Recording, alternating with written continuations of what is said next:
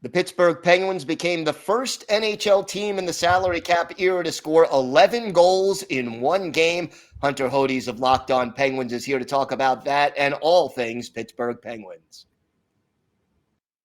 You're Locked On NHL, your daily podcast on the National Hockey League. Part of the Locked On Podcast Network, your team every day.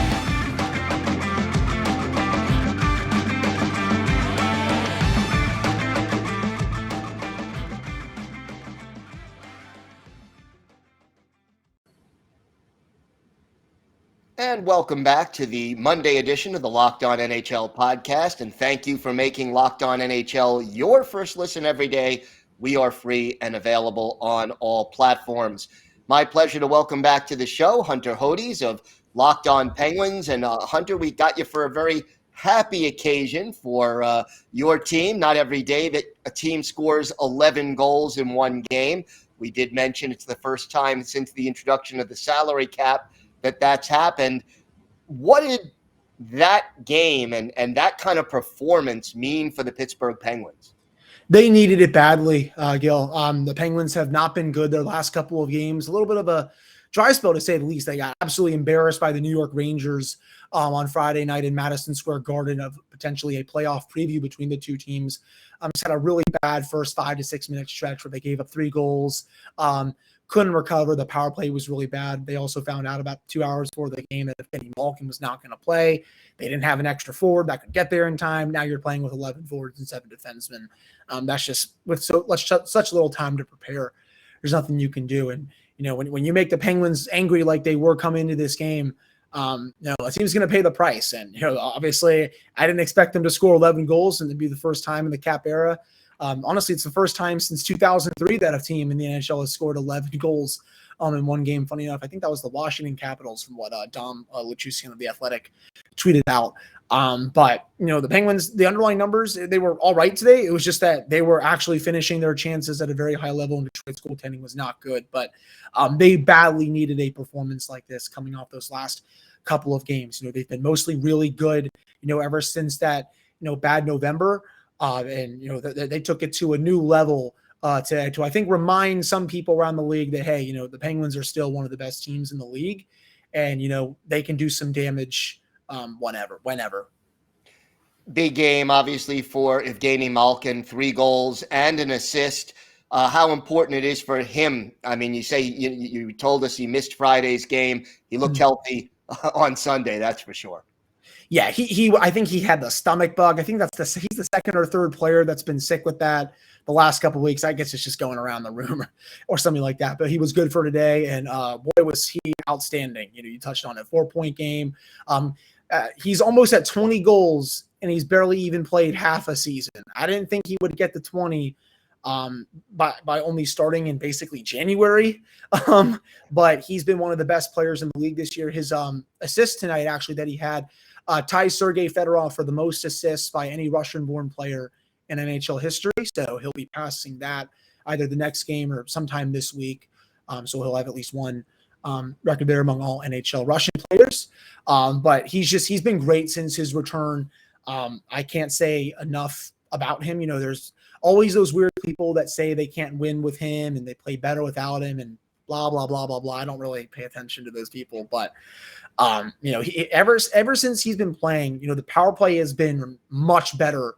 These last 4 to 5 games, they came into I think overall today it's about 5 for their last 11 now after a 1 for 20, 1 for 21 stretch. The puck was just not going in the net. Now that it is, you're seeing the rewards, and a lot of that is due to Gino's play on, having him on there and running, half of the point. It just makes the Penguins that more potent. And he was truly spectacular. It did not look like he was even sick for 2 days. That's for sure. 3 power play goals and a shorty, so special teams playing a big role. When you score 11 goals in a game, that's a get-well game for a lot of players. Who are some of the Penguins who really needed a good performance like they got on Sunday? I think Danton Heinen was one of them. I think he's been feeling the pressure a little bit lately. He's been having a decent season now. I believe this was his 14th goal of the season. So he's 3 away from breaking his career high. His career high was set in Boston about a few years back with 16. Just been definitely a bit snake bitten, but he badly needed one. Jeff Carter, he's been taking some criticism as of late. I know he's a bit older and he's not producing like he was last year, even though that was a very short sample size, to say the least.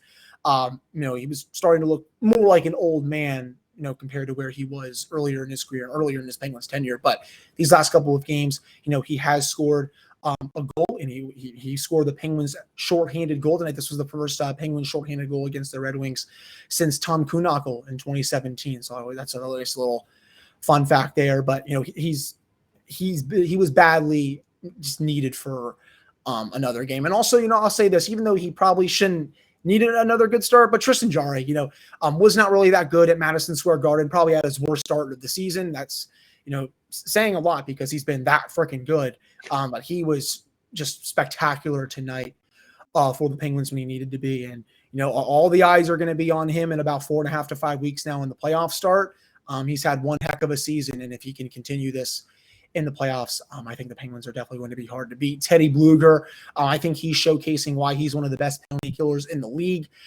He also had another goal tonight. He is so underrated on this team. He is the player that makes that fourth line go. Great defensively, good in the offensive zone as well. So, the depth scoring, Ron Hextall called it out about 2 weeks ago before the deadline. He said, what? It's kind of been fading away. We haven't been getting that a lot. And part of that was due, I think, to getting, then they got Rickard Rakell. But, ever since he made that statement, more and more players have started to chip in and break out some of their slumps, especially Kasperi Kapanen. He has been a completely different player these last couple of weeks. And if he gets going, it makes the Penguins' depth, I think, that's that much more potent, to say the least. Yeah, that's why they call him out. I mean, you try to inspire that kind of a response. You mentioned the trade deadline. Were you happy with what the Penguins did, and how does this set them up for the playoff run? Yeah, I was. I thought that they needed another scorer. Ron Hextall said as much during his press conference when he acquired Rakell from the Ducks. He's like, I could have not made a move. I would have been fine with that. But, when, we were having our meetings, we were looking at our team and stuff, he just basically said he knew they needed another scorer just because of some of the scoring was drying up in some areas. And, Evgeni Malkin needed another winger because it's just been, a cast of players just coming onto his right wing. You've got Brian Rust come out there, Evan Rodriguez, Kapanen he was really struggling. Heck, they even put Brock McGinn up times on there before he got hurt. They needed another winger for him. And, kudos to Rickard. He got his first goal tonight in the Penguins' rout of the Red Wings. He had come really close before then as well. I think against the Buffalo game in overtime, he basically 1v3'd the Sabres and almost had a highlight reel goal for his first one as a Penguin. So I didn't mind what they gave up to get him, especially. Zach Aston-Reese, good penalty killer, but wasn't bringing a lot of offense this year. Dominic Simone is the 13th forward, I think, at this point, and then a couple of the Kelly Klein. They're already pretty deep at goalie organization-wise, and the second round pick is whatever. You're in a win now mode. So I am very okay with what Hextall did. For a while, it looked like he wasn't going to make a move, and I thought that was going to be a mistake just because I look at these other Eastern Conference teams. I know how much of a gauntlet it's going to be for who comes out of there and how many these series it's just going to take so much out of these teams. So to get another offensive weapon, to add with all the players that are starting to come out of their funks, it can only, I think, mean good things for the Penguins.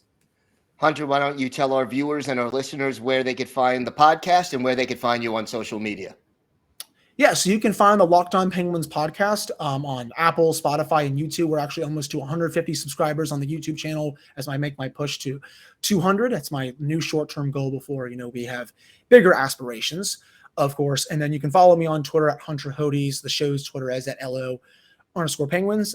It is a great time to be an NHL fan. The playoffs are right around the corner. The weather is getting warmer. And, even though there's not a lot of playoff races in the East, with all the 8 teams being known, there's still the races of who's going to play who in home ice. And I can't wait to see what happens. And it's going to be some great playoff series, as you said earlier. Hunter, thanks so much for joining us. Always a pleasure to have you here. Yeah, thank you so much for having me.